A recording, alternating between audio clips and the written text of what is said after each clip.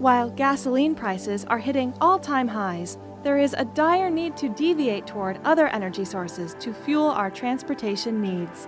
EVs are leading this shift. And although electric cars are better than traditional fuel-powered vehicles, they are still not the best choice for us. This is because most electric cars are very heavy and expensive and offer low ranges for very long recharging times. To solve these problems, Arcimoto, a US-based company, has come up with a pretty simple solution: the introduction of three-wheeled electric commuters. Right now, the EV market is apparently saturated with impressive new electric offerings in both the four-wheel and two-wheel varieties. Still, the number of companies that offer three-wheel alternatives is close to none. That is why Arcimoto has stepped into the game. With the introduction of their Roadster and FUV models, they have taken the industry by storm. But what exactly is different about these EVs? Let's take a look. The Arcimoto FUV has the appearance of a three-wheeled electric car. It's almost close, but still not really a car. Technically speaking, it is a motorcycle, or to be more precise, a trike.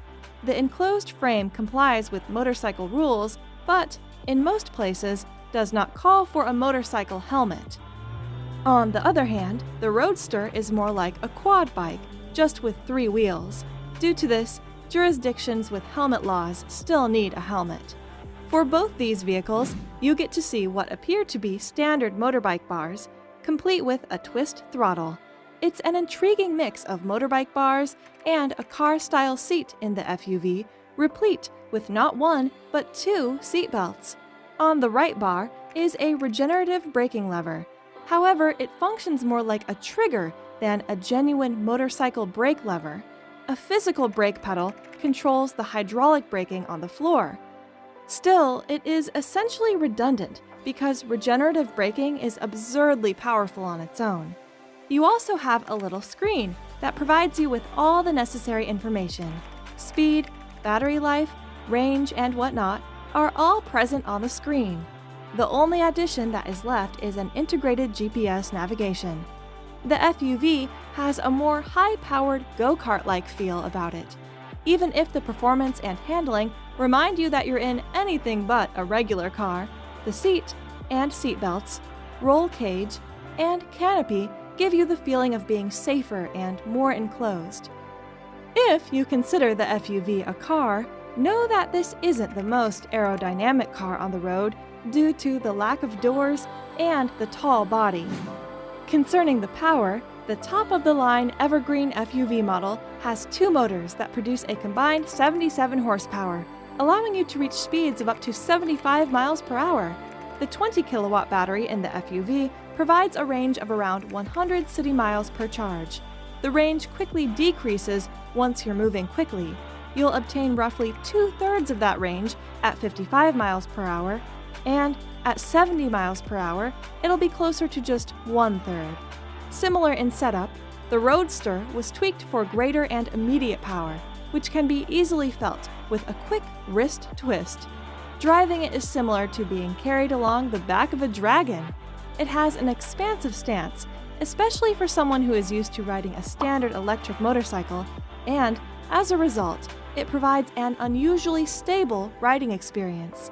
In contrast to the FUV, which, even when doors are removed, still provides a reasonable amount of wind protection, on the Roadster, you are completely open to the elements and subject to being buffeted by the wind.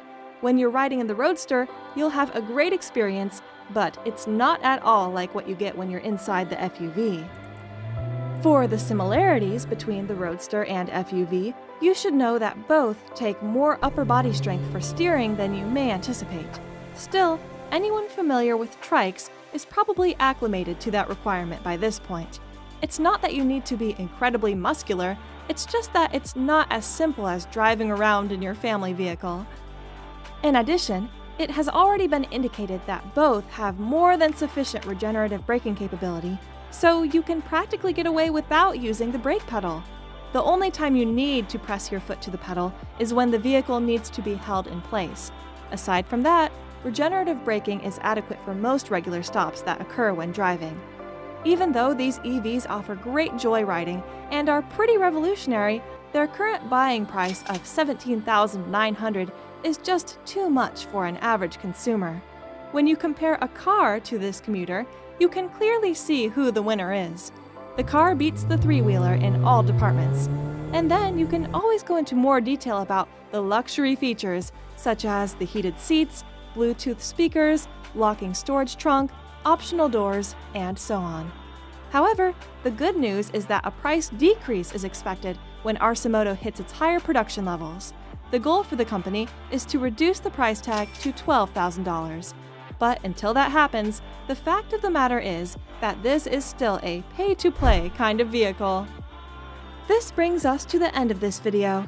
If you liked the video, please consider subscribing and sharing so that we can keep bringing more content like this. Also, let us know your thoughts in the comments below. See you next time!